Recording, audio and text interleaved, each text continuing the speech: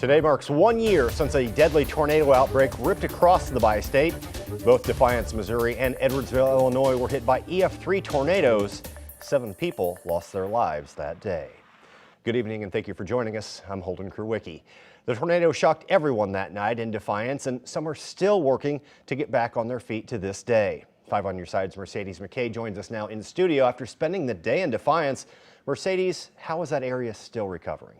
Holden, well, actually, certain areas of the city aren't completely recovered just yet, and I'm told some families are still struggling. It's a day that everyone I spoke to said they would never forget, many of them adding they can't believe it's actually been a whole year.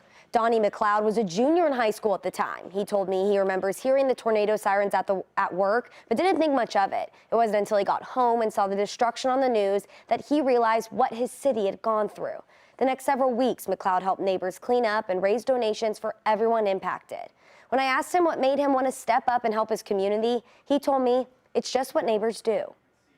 You see pictures on the internet or on the news all the time, and you never really think it's going to happen to you until it does.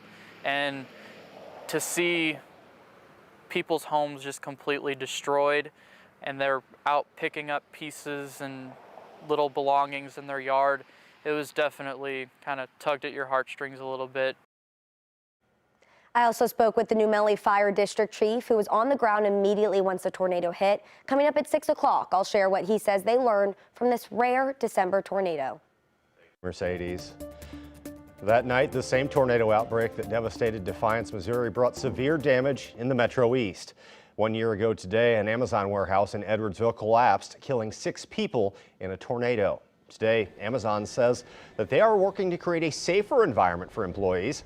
Amazon Director of Global Media Relations, Kelly Nantel, says the company assesses each building to be on top of any improvement needs.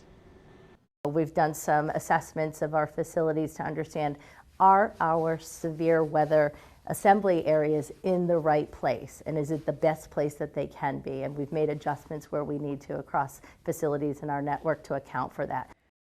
Still, the new facility will be rebuilt without a storm shelter.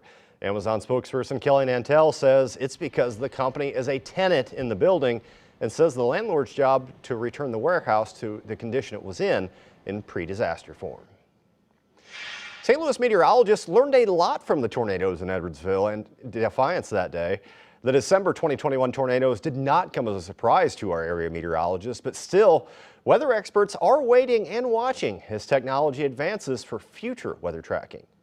Well, there's lots of potential for improvement, and we're seeing a lot of great technology come out. You know, in terms of radar, there's various types of artificial intelligence algorithms that can help, you know, provide clues and hints, kind of like a second set of eyes that can guide us through the warning process. The St. Louis National Weather Service tells us that the same AI technology could be applied on the forecasting side, taking advanced warnings from a few days to a few weeks. Now let's head over to meteorologist Jim Castillo for a look at your Weather First forecast. And Jim, before we get into weather now, you actually have a look back at what that tornado track looked like. Yeah, you know, it's amazing, Holden. So the track itself was 4.28 miles in length, and at the biggest width was about 300 yards. Winds topped out at 150 miles an hour around Amazon, and you can see that around the orange triangles there. Otherwise, you know, it started about 8:27 and ended at 8:32, but you get the idea. Right through Madison County, just north of Interstate 270, actually started right around just south of 270, went across 255 and then into Amazon at its strongest here, 150 mile per hour winds.